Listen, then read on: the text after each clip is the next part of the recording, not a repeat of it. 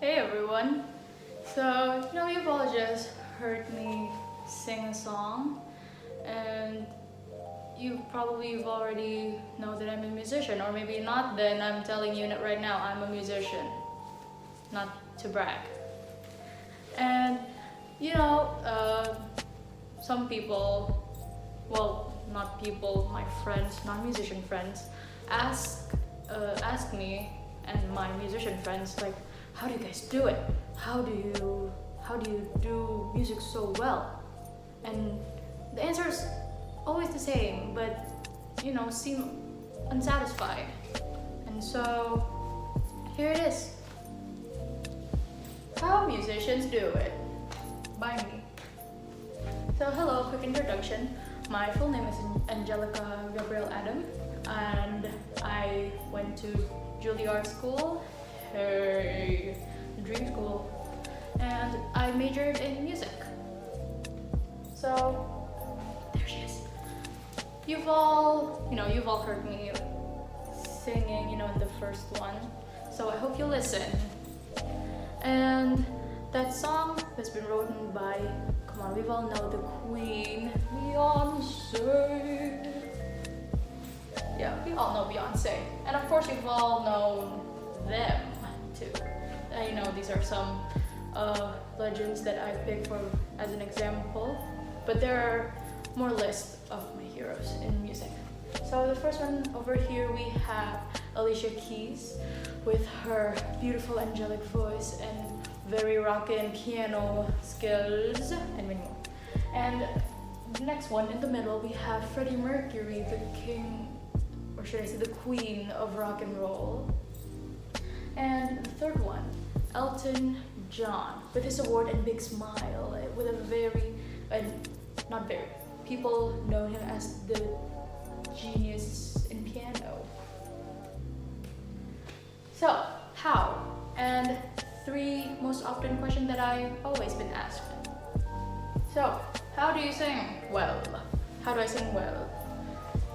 And also, how do you do vibrato? Because in singing sometimes, in classical music singing or sometimes in pop, a vibrato came out when I'm singing.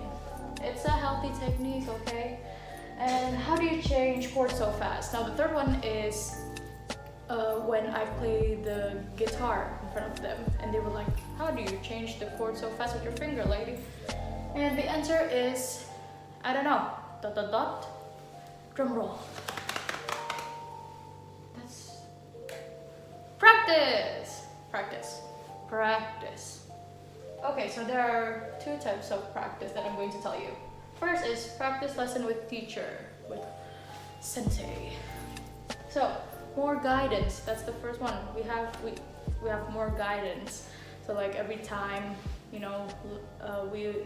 have a lesson with the teacher, they will guide us to improve our techniques, and also so we can do it right till the rest of our lives, and show how it's done. Because so this one, sometimes in lesson, the teacher would sometimes go verbally, they explain how you can improve by only saying sentence and words, and we don't know how to do it. So that's why they are there to show you, this is how you should do it, so we can understand it more, and we have a good example to know how to do the technique.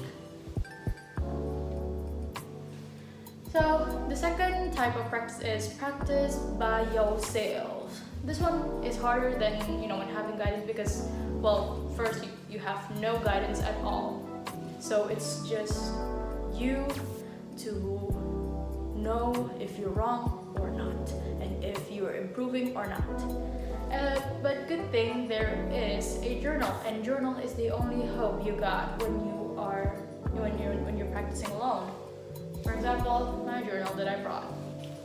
So in this journal, you can see handwritings. This is handwritings of my teacher. So my teacher gave this to me. It's a use so that he can wrote like which kind of warm-up do I have to practice so that I could improve my techniques, and also wrote some pieces that I have to practice on my instrument, or sometimes like told me to also to practice a new piece that is going to be learned in the next session. And sometimes teacher wants us to know about the music before we get the chance to learn it with them. So hard part of practicing: temptation to procrastinate instead of practicing. That, my friend, always happened to me. Okay, procrastinate. So the temptations, to procrastinate, like play phone or make plans with friends. But it's quarantine, so it means the big temptation, it's only playing with phone. Can't go outside, can't go with friends. So these are two of the most popular temptation that is always around musicians. But some of them are really motivated and really devoted, so they rarely get these temptations. I'm shocked. So my solution to not procrastinate are practice with what the teacher told me in this journal, warm-ups. And second, play piece that is given by the teacher. So I know the piece, and so that later in the next lesson, I can show my teacher my improvement. And lastly, play a piece that I like. So play a piece that I like. It is my motivation to practice so that I can enjoy practice even more. Then because sometimes if you only practice that your teacher told you, it would be boring, and you'll be like, you know what, I can't even do this anymore, just gonna go. So practice piece helps me to enjoy practice more.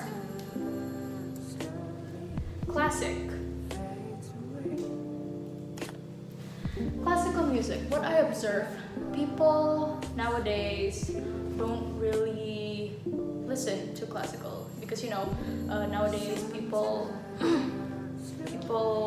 listen to pop, R&B, rock, and many more genres. And people sometimes use it as a lullaby. Yes, I sometimes use it as a lullaby too. Because classical music, I don't know why, but classical music has a thing to make me calm and to make me more focused and not too stressing me out. And the last one, some filmmaking companies use classical music. Yeah, I will get you into that one. So legends with their classics background, with their classics. So yeah, I just spoiled for you guys. So how did they be so amazing on stage? How are they so amazing with what they do, with their instrument playing, with their singing and everything, like all gloriness that they give you during performance? First, because they practice, of course, they do rehearsals, and also they have classical background, so they have a good foundation in music, and all they have to do is just to improve their techniques, and that's how they became so glorious with their music and all.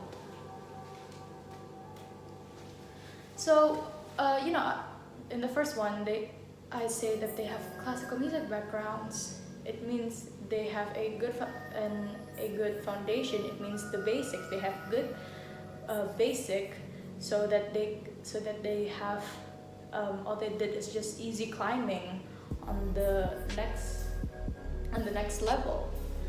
So the basics in classical music. I'll be telling about some of the basics in singing, piano, and cello, because that's where I majored. So singing, breathing, notes, and pitch. So breathing, it's not just like random breath, like just. But no, we have in singing we have a technique for breathing. It helps us to sing the notes longer, and also to sing one phrase with one breath, but didn't sing the whole song in one breath, because nobody can do that. And pitch is one of the most. No, everything is important, but pitch is important because when you have to know in which key the pianist plays, and so you won't be out of tune. And notes, of course you have to know notes, because if you want to sing and you don't know notes, then what are you gonna sing? Because you don't know what are you singing. So next, piano, posture, like sitting straight and not like this, slumped. So posture also helps so that your back doesn't hurt or like anything in your body aches.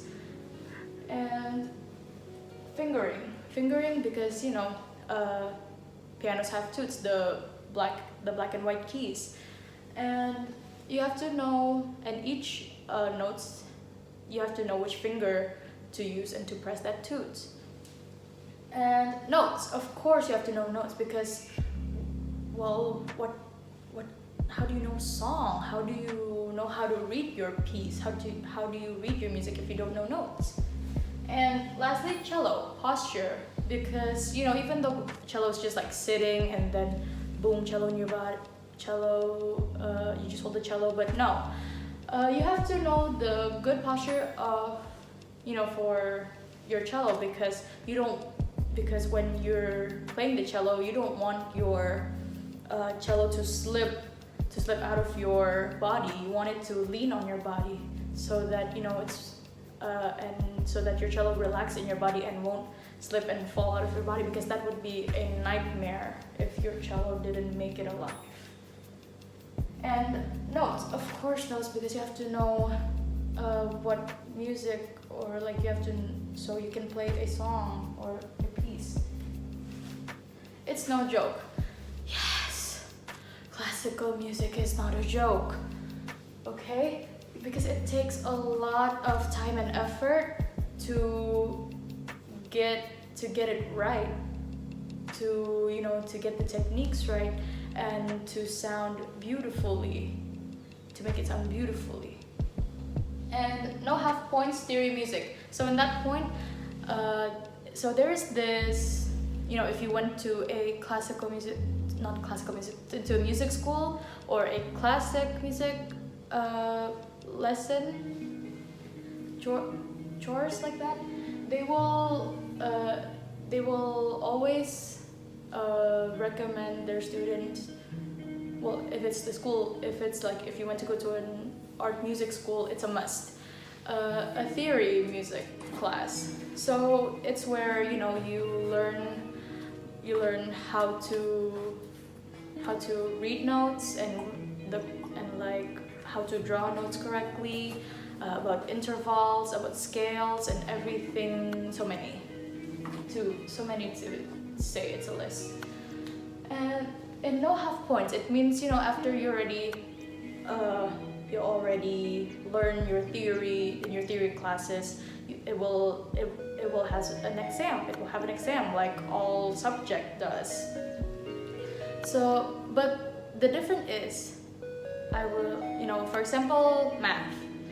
If maybe like your calculations, you forgot probably a point, a comma, and then like the full point is 4, but you get it half, so you get 2 points because you forgot the comma. It's okay, right? You still have 2 points. But if it's in theory music, no. So like, if it's supposed to be a dotted minim, but you forget the dot, or you just misspelled anything, it's a no. You have no points at all, no half points, not even a quarter. And performance, the adrenaline, the nerve, everything. It is, it's everything. Because if you're performing on stage, you don't want to mess with the tempo, you don't want to mess with the timing, to like when did you get into, when did you sing like that, when is your cue to play your part. You don't want to mess any of that. You don't want to be out of tune, because if you did mess, it will probably scar your life, like of embarrassment. Classical music portrayal. So I hope you all remember about the one that I say a lot of, some filmmaking companies use classical music in their movies or the movies or series. So yes, it is used in movies and series. But since casting a good actor and a musician and a good musician is really hard, so a solution came and popped up to make it easier. Okay, just cast an actor, go through YouTube or some kind of other apps to to download a recording of what kind of piece that they want for their movie, and just act it out. Yeah, that's a problem. Wrong acting, that is the issue. Lots of wrong acting, and it's really, it could be embarrassing for the actor, and also probably even way worse for the company. Because try to picture this, a theater, in a cinema, and then the whole cinema is filled with musicians, and then they all watch the movie, and they'll be like, what? Like what? Like what? Why is he doing this? Why is he doing that?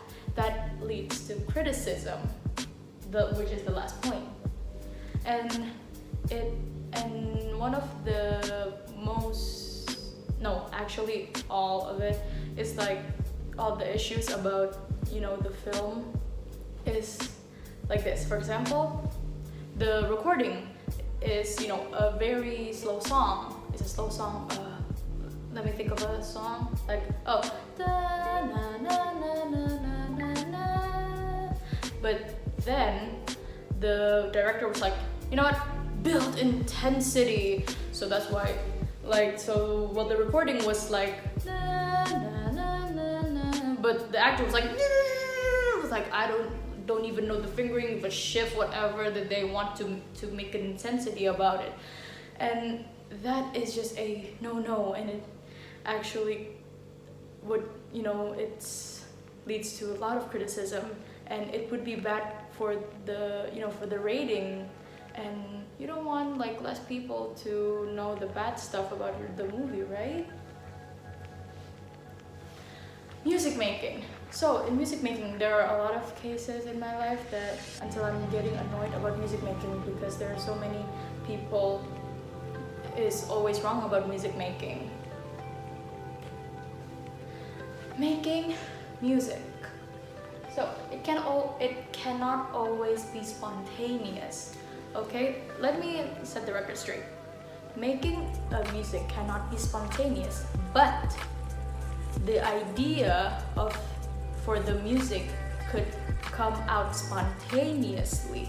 Those are two different things.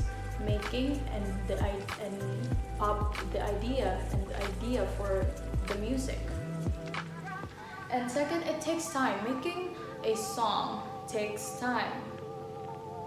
Except one case. In theory, it is where you make a music spontaneously, because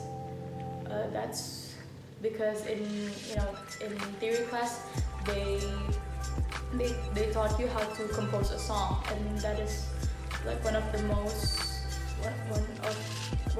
must for every student to know how to do it. But it doesn't teach how to make music, but teach how to properly make a music, properly. That, you can say it like that. And takes a lot of lesson to know how. Yes, it does. It takes a lot of effort to know how and to take it all in, because composing a song is not easy.